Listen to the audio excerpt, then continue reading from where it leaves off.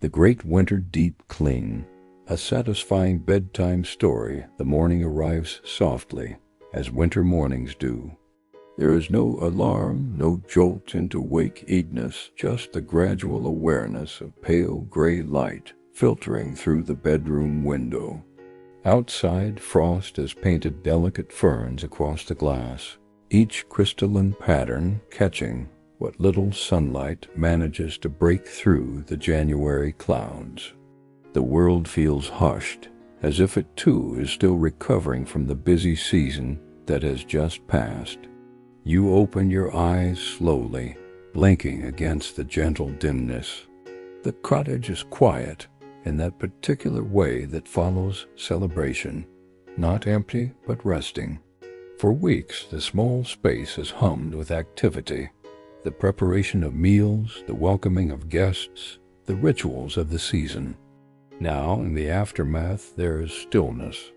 Rolling onto your side, you notice the Christmas tree standing in the corner of the living room, visible through the open bedroom door.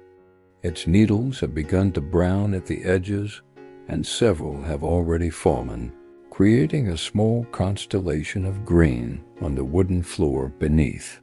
The ornaments still hang from its branches, but they seem tired somehow, their sparkle diminished in the flat winter light. The tree has done its job beautifully, has held its magic for all these weeks, but now it looks ready to rest. You stretch beneath the warm covers, feeling the familiar weight of the quilt your grandmother made, the softness of flannel sheets that have been washed so many times they feel like silk. There is no urgency this morning, no list of things that must be done, but there is something else, a gentle pull, a quiet knowing. It is time to release the season that is past and welcome the clean slate of a new year. The decision settles over you like the softest snow. Today will be a day of gentle restoration. You will tend to your home, not with frantic energy, but with the kind of loving attention you might give to a garden in spring. The thought brings a small smile to your lips. There is something deeply satisfying about the prospect, the clearing away, the polishing, the making fresh. You slip out of bed, your feet finding the cool wooden floor. The cottage is chilly, the way old houses get when the fire has burned down to embers overnight. You pull on thick socks, a soft sweater over your pajamas, and pad quietly to the thermostat, nudging it up just a few degrees. The furnace kicks on with its familiar rumble, and you can almost feel the house itself sighing with gratitude. In the kitchen, you put the kettle on for tea. While the water heats, you stand at the window above the sink, looking out at the winter landscape. The garden beds are tucked beneath their blanket of mulch and old leaves. The bird feeder hangs empty, and you make a mental note to fill it later. A gray squirrel hops across the yard, pausing to dig in the snow for some buried treasure. The sky is the color of pewter, heavy with the promise of more snow, perhaps, or maybe just the weight of winter itself. The kettle whistles, and you pour the steaming water over a bag of chamomile and mint, watching as the water slowly blooms with color. You cup your hands around the warm mug and breathe in the herbal steam. This, you think, is how the day should begin, slowly, mindfully, with intention. You carry your tea to the living room and sit on the sofa, tucking your feet beneath you. From here, you can see the full scope of what the holidays have left behind. It is not a mess exactly, but there is a certain lingering quality to everything. The tree, of course, but also the bowl of ornamental pine cones on the coffee table, now shedding their glitter. The string of cards from friends and family still clipped to a ribbon above the mantel. The candles burned down to fragrant stubs.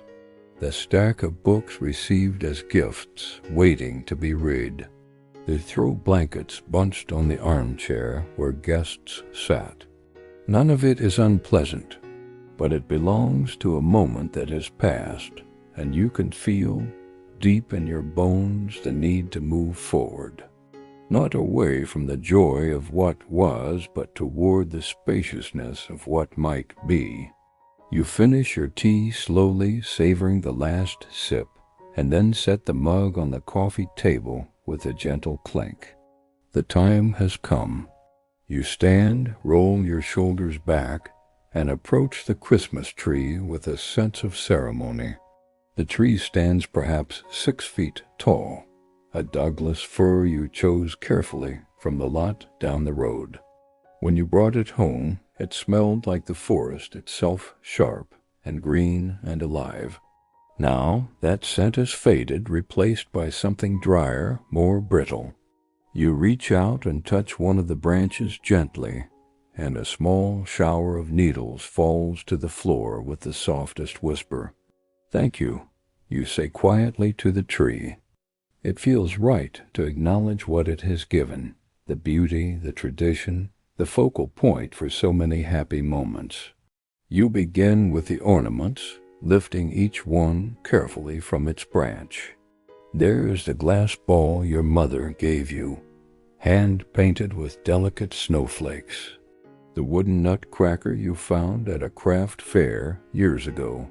The paper star a child made for you, edges now curling, but still precious.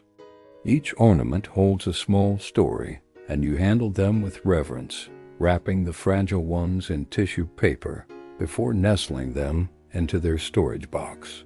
As you work, more needles fall. They scatter across your hands, catch in the weave of your sweater, dust the floor like green confetti.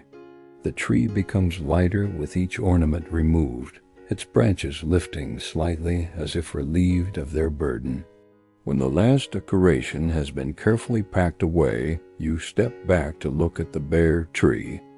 It is beautiful in a different way, now just itself, without adornment, simple and honest. You fetch an old white sheet from the linen closet, one that has served this purpose for years. Gently you wrap the tree in it, taking care not to bend the branches too sharply. It takes some maneuvering to lift it. The tree is heavier than it looks, even dried out, but you manage to shuffle it toward the door, leaving a trail of needles in your wake. The cold air rushes in as you open the door, and you carry the tree outside to the side of the cottage, where it can rest against the woodpile until the town's collection day. Standing on the small porch, you pause to take a breath of the winter air. It is sharp and clean, shocking your lungs awake.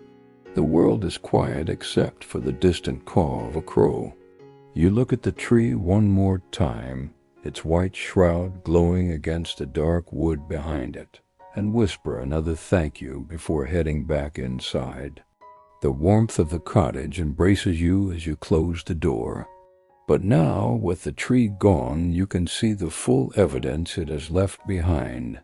The corner where it stood is littered with needles, hundreds of them, maybe thousands, scattered in a wide circle.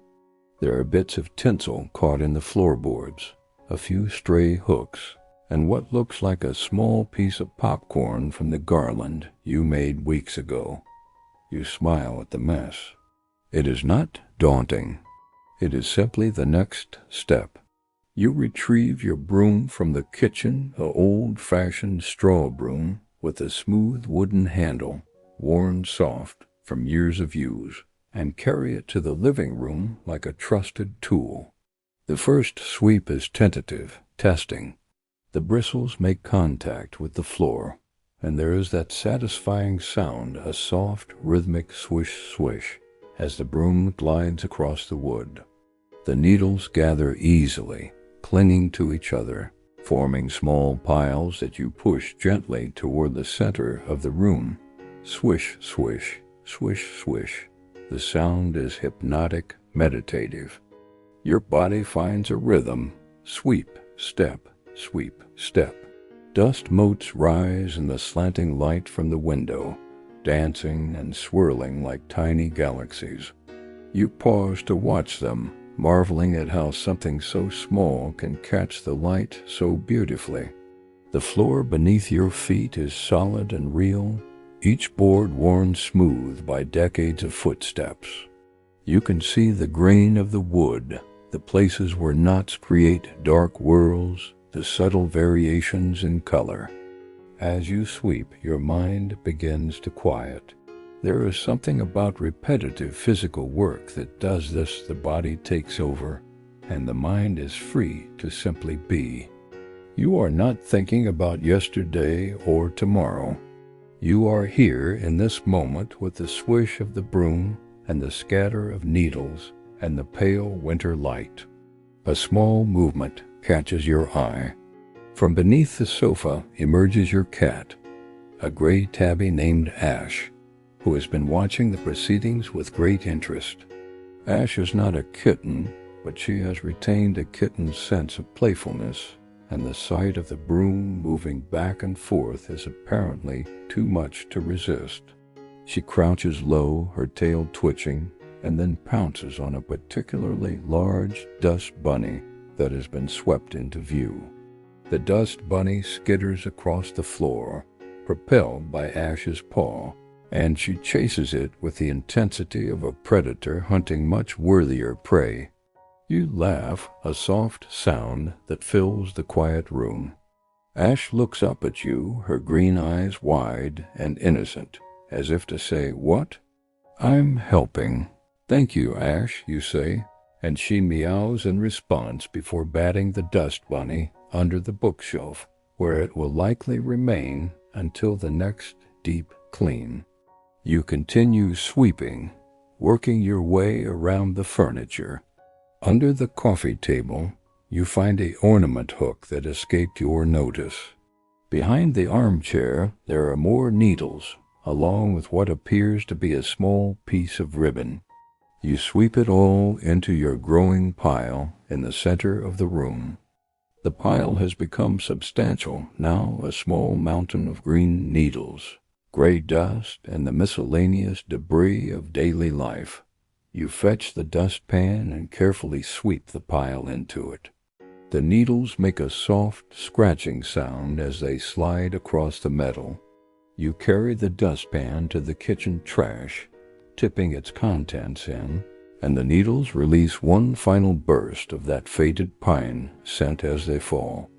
Back in the living room, you do a final pass with the broom, getting into the corners, running the bristles along the baseboards. The floor is clean now, truly clean, and the difference is remarkable. The space feels larger somehow, lighter. Where the tree once stood, there is now just empty floor, the wood glowing warmly in the daylight. You lean the broom against the wall and simply stand for a moment, looking at the room with fresh eyes. The bookshelf lined with novels and field guides, the stone fireplace with its mantel, the comfortable sofa with its faded floral print, the window seat piled with cushions. All of it is familiar, beloved, but somehow you're seeing it anew. This is your space, your sanctuary, and without the distraction of holiday decorations, its true character emerges. It is a room that invites reading and thinking and quiet conversation. A room where time can move slowly. A room that holds you safely through the long winter nights. You notice things you had forgotten.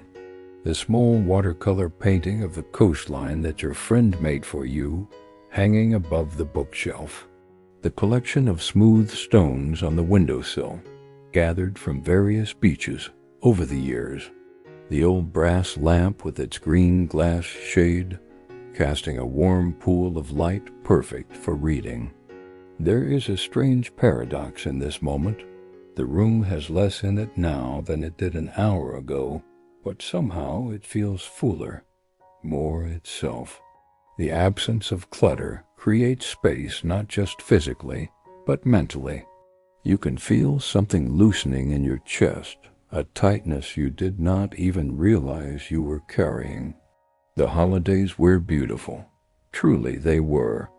But they were also full of people and noise and rich food and late nights and early mornings and the constant hum of activity.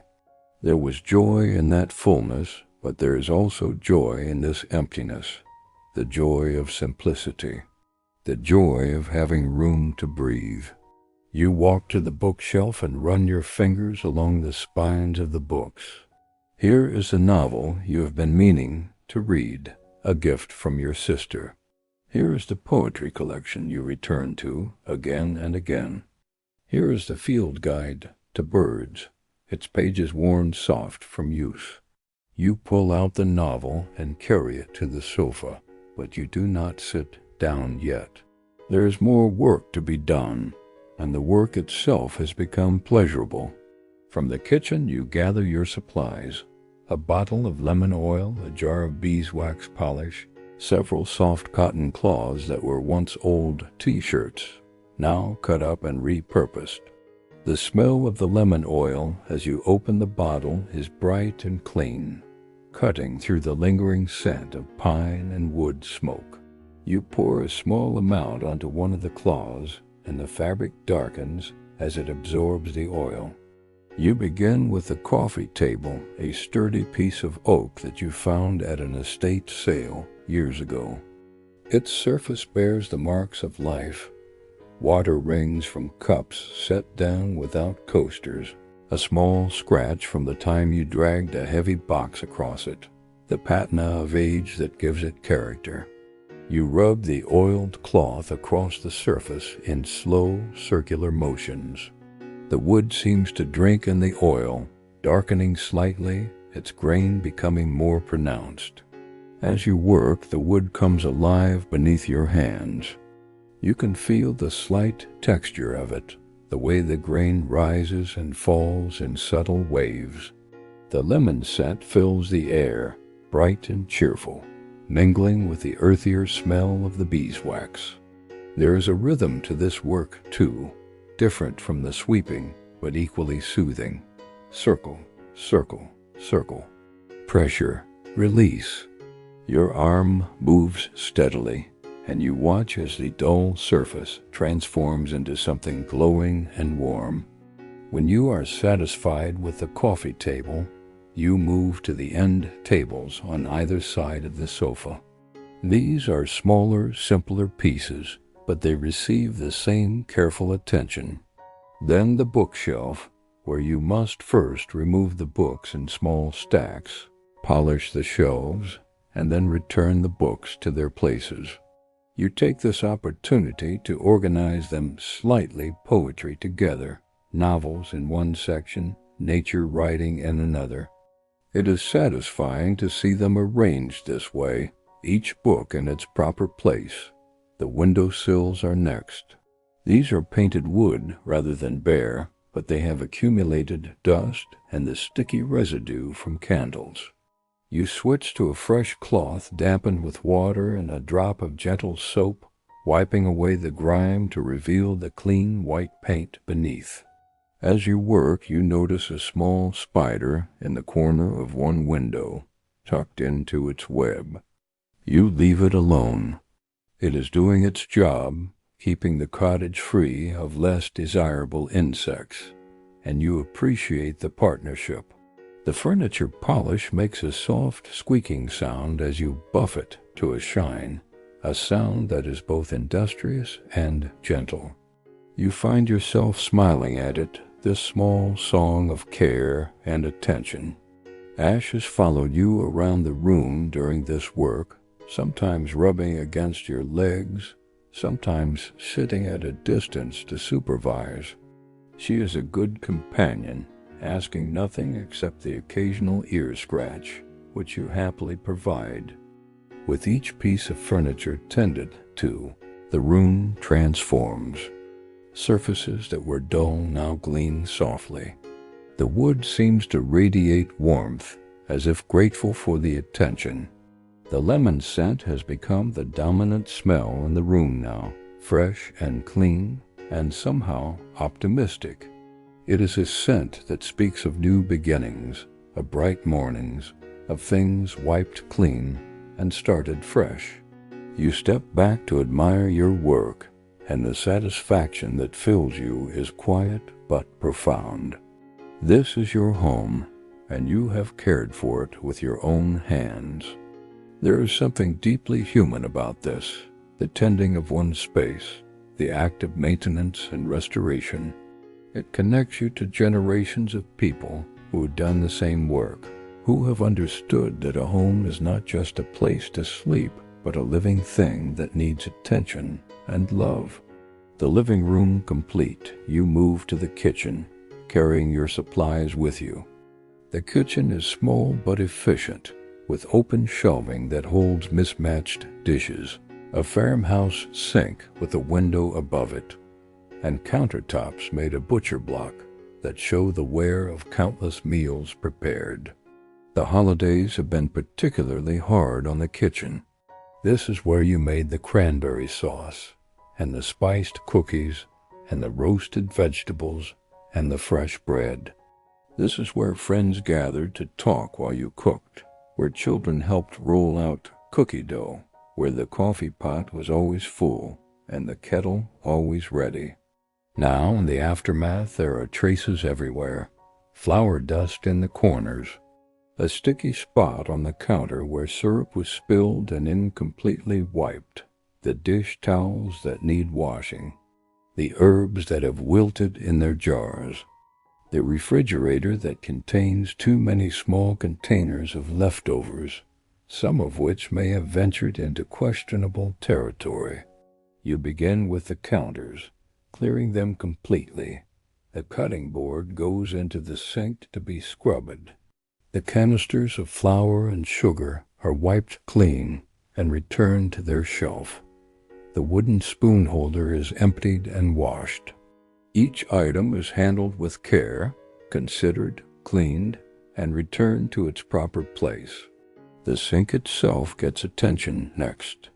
You sprinkle baking soda along its white surface and scrub with a soft brush, watching as the stains of tea and coffee gradually fade. Hot water rinses everything clean, and you dry the sink until it gleams. There is something very satisfying about a clean sink. It somehow makes the entire kitchen feel more orderly. The countertops are next. You wash them with warm, soapy water, scrubbing away the sticky spots, the crumbs, the various spills and splatters. The butcher block is then treated with its own special oil, rubbed in with a clean cloth until the wood darkens and the grain stands out in beautiful contrast. The wood is honey-colored, warm and inviting, and you run your palm across it when you are finished, feeling its smoothness. The shelves are taken down, one at a time, the dishes removed, the shelf washed, the dishes washed if needed and returned. You organize as you go, placing the everyday mugs at the front, the special teacups further back. The plates are stacked neatly, bowls nested inside each other. There is a pleasure in this ordering, in knowing where everything lives and why. Inside the refrigerator, you conduct a gentle excavation. Most of the leftovers are still good and are consolidated into fewer containers. But there, in the back, you find a small plastic container that has been forgotten. You open it cautiously and discover a very dried-out piece of cranberry sauce, which makes you laugh. Into the compost it goes, and the container is washed and added to the dish drainer. As you work in the refrigerator, you wipe down each shelf, each drawer. You discover a lemon that has rolled into the far corner of the vegetable crisper. Still good. You set it aside to add to your tea later. The refrigerator, when you are done, is organized and clean, everything visible and accessible. You have a clearer sense now of what you have, what you need, what can be made with what remains. The pantry receives similar treatment items pulled out, shelves wiped, everything returned in an orderly fashion. Cans with their labels facing forward. Baking supplies grouped together. Pasta in one section, rice in another. You discover, tucked behind a bag of lentils, a small gingerbread man cookie that escaped the holiday cookie platter. He is hard as a rock now, but his icing smile is still intact. You show him to Ash, who sniffs him with great interest, but declines to eat him. Into the compost he goes, and you make a mental note to bake something soon, maybe a simple loaf of bread, to fill the cottage with that warm, yeasty smell. The kitchen, when you finish, sparkles. Everything is in its place. The counters are clear and clean. The sink shines. Even the floor has been swept and damp mopped, the old linoleum, showing its geometric pattern once more. You make yourself a fresh cup of tea using that lemon you found, cutting a thin slice to float in the hot water, and sit at the small kitchen table to rest for a moment. From here, you can see both the kitchen and the living room beyond, and the transformation is remarkable. The spaces feel clean and clear, but more than that, they feel ready. Ready for what, you are not entirely sure. Just ready, open, available for whatever the new year might bring. The light has shifted as the day has progressed. It is early afternoon now, and though the sky is still gray, there is a brightness to it, as if the clouds might part at any moment. You sip your tea, feeling the warmth spread through you, tasting the bright tartness of the lemon against the sweetness of honey you added. Ash jumps into your lap, circling once before settling down, her purr a soft rumble against your legs. You stroke her gray fur, feeling the delicate bones beneath, the warmth of her small body. She looks up at you with those green eyes, slow blinking, which you have learned is a cat's way of saying, "I love you." You blink slowly back. "We're doing good work today, Ash," you tell her, and she purrs louder in agreement. After your tea, you stand and stretch, your back pleasantly tired from the work.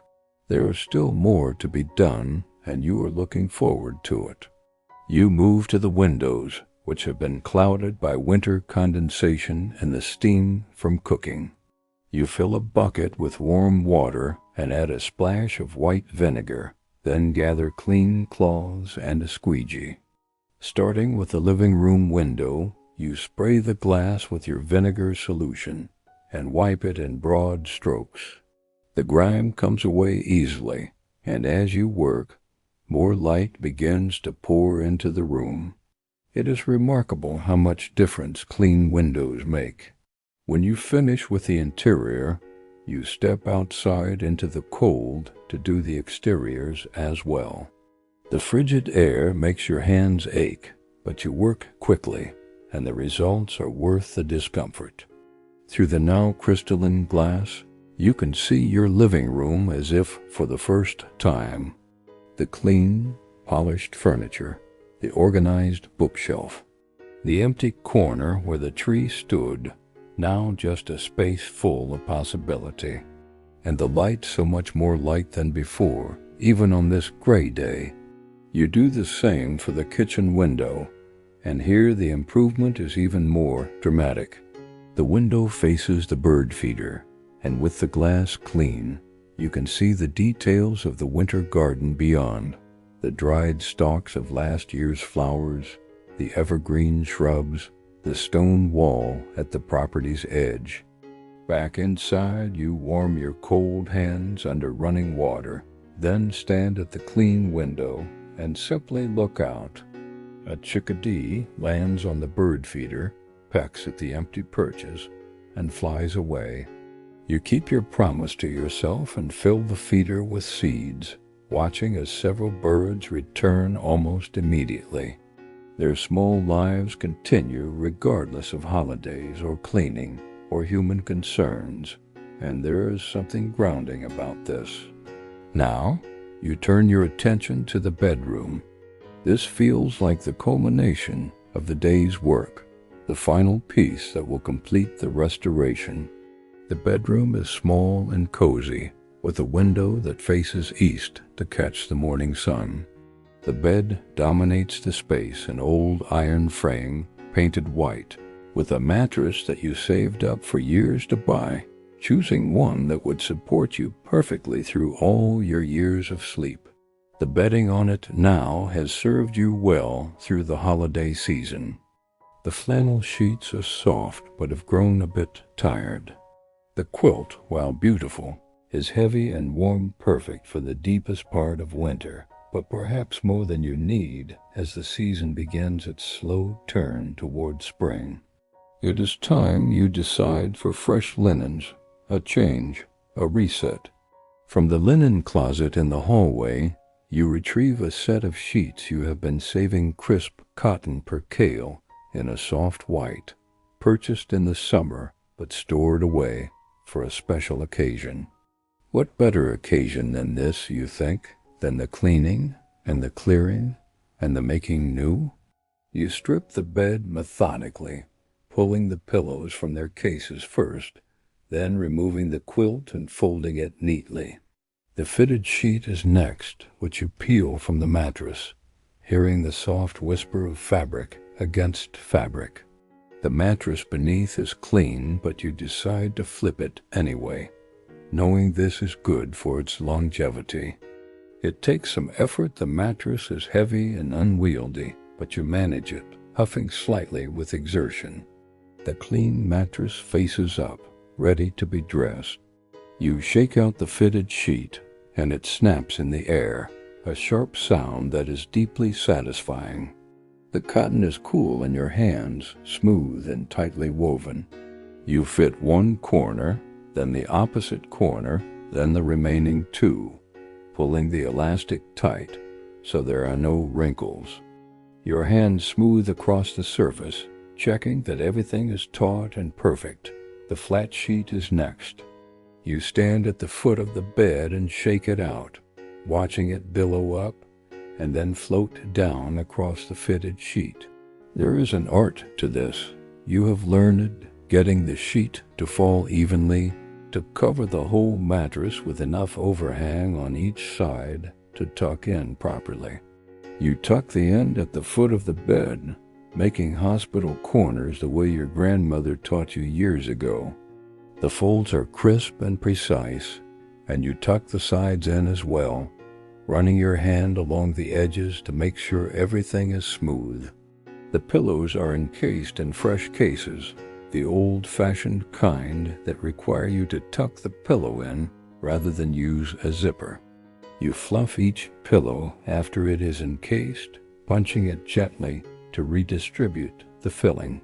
They look plump and inviting, perfect for sinking into.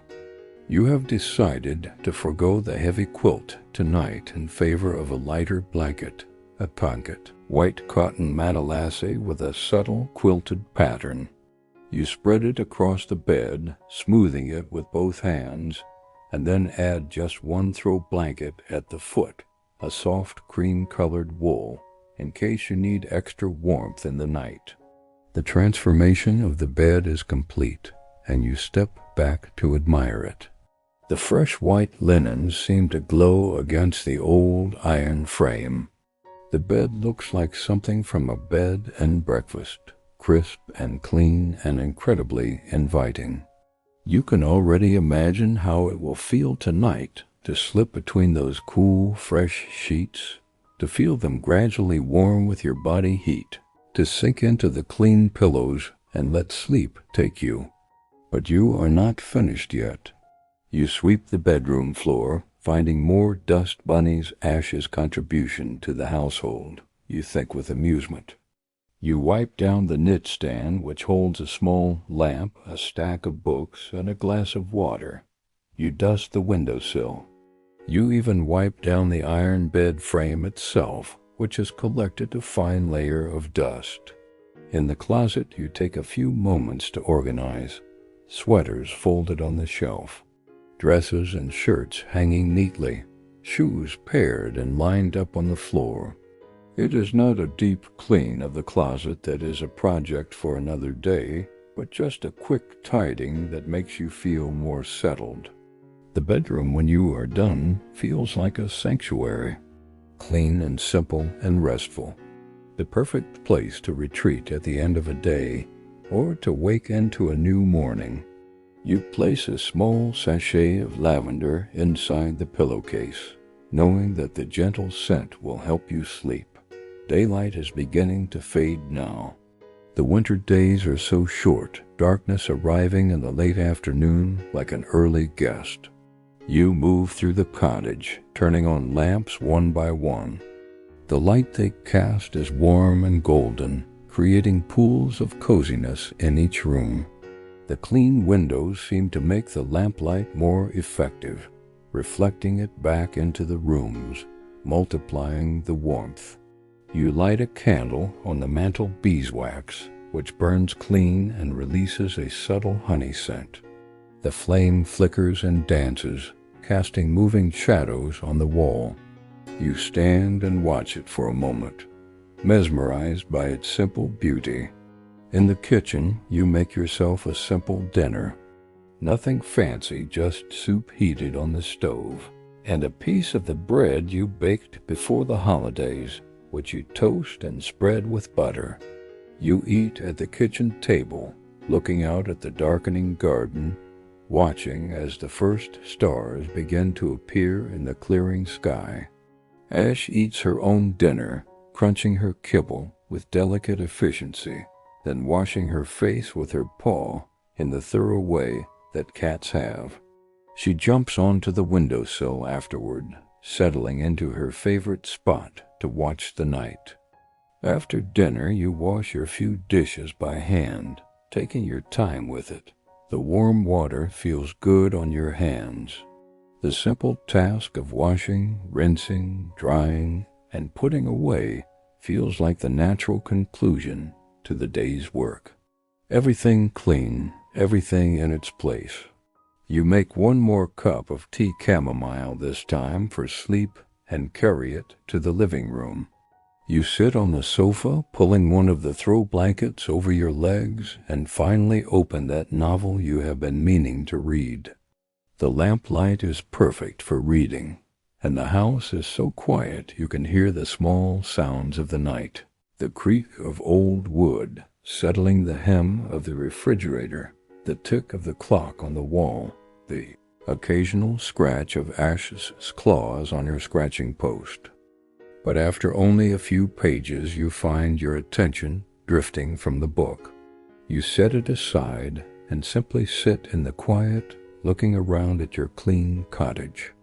There is a deep satisfaction in this moment, not the sharp joy of achievement, but something softer and more sustaining.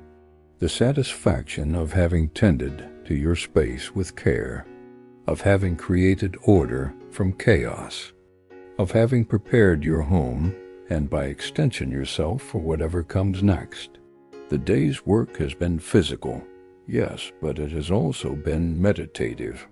With each sweep of the broom, each circular motion of the polishing cloth, each smooth tuck of fresh sheets, you have also been clearing away the clutter in your mind.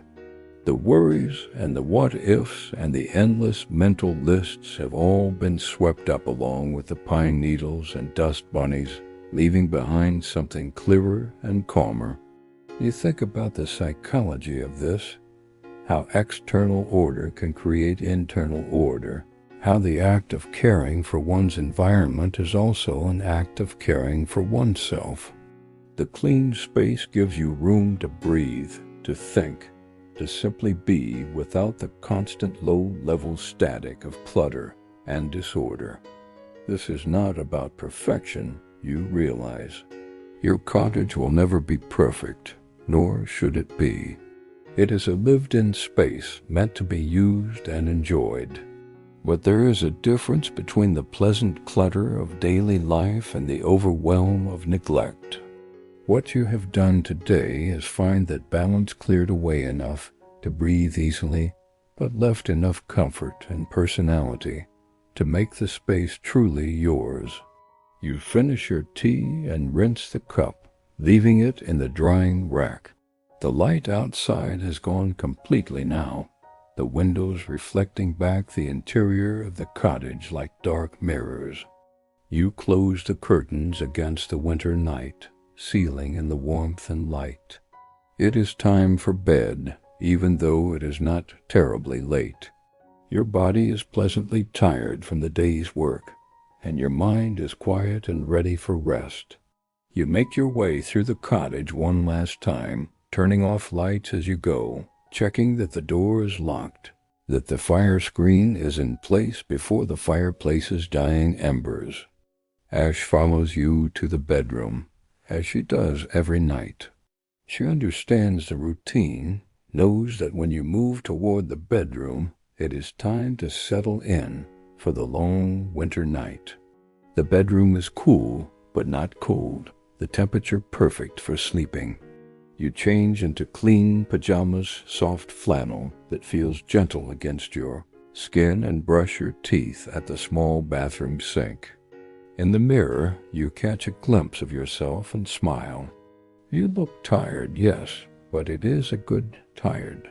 The tired that comes from honest work and honest satisfaction. You pull back the covers on your freshly made bed, and the feeling is glorious. The sheets are cool and crisp, exactly as you hoped they would be. You slide between them, and the sensation is like slipping into clear, cold water, shocking at first, then wonderful. Your body heat begins to warm the sheets almost immediately, creating a cozy cocoon. Ash jumps up onto the foot of the bed, circles 3 times, and settles into the small nest she makes in the blankets. Her purr is audible from where you lie, a soft, steady rumble that is one of the most comforting sounds you know. You lie on your back for a moment, looking up at the dark ceiling, feeling the way your body sinks into the mattress, the way the pillow cradles your head.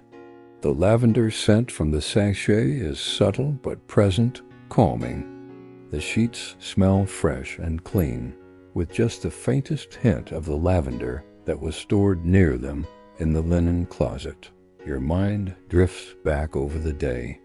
The tree wrapped and carried out, the rhythmic sweeping, the pine needles gathered, the polishing of wood, the squeaky sounds of the cloth against furniture. The transformation of the kitchen, everything gleaming and organized. The windows cleared of grime, letting in so much more light. And this bed, this perfect, clean, inviting bed. Tomorrow will bring its own tasks and concerns, you know this. But tonight you are here, in this moment, in this clean and peaceful space. You have done good work today. You have cared for your home, and in doing so, you have cared for yourself. The winter night presses against the cottage, but inside all is warm and well. You roll onto your side, pulling the blankets up to your chin, and let your eyes close. Ash's purr continues at your feet, a gentle lullaby. Your breathing slows and deepens. The tension in your muscles releases one by one, until you are completely relaxed. This is the gift of the day, not just a clean home, but a clear mind, not just organized spaces, but organized thoughts. A sense of renewal that comes not from grand gestures or dramatic changes, but from the simple, steady work of tending to the ordinary details of life. You drift, not quite asleep, but not quite awake in that peaceful place between. The cottage is silent except for the small sounds of the night. Your bed is warm and soft and exactly right. Everything is exactly as it should be. And with that thought, that sense of rightness and peace and completion, you let yourself slip into sleep. Deep, restful sleep, in your clean bed, in your clean room, in your clean cottage. the kind of sleep that heals and restores, that prepares you for a new day, a new year, whatever may come. The winter night holds you safely. Tomorrow you will wake to sunlight through clean windows. But for now, there is only this: the warmth, the quiet, the peace, the satisfaction of work well done and rest well earned. Sleep comes like the softest snow, covering everything in gentle silence. If this story resonated with you, if it helped you find a moment of peace in your day, please consider showing your support with a like, and subscribe to Deep Sleep Stories Hub for more quiet nights and restful journeys. May your sleep be deep and your dreams be gentle. Good night.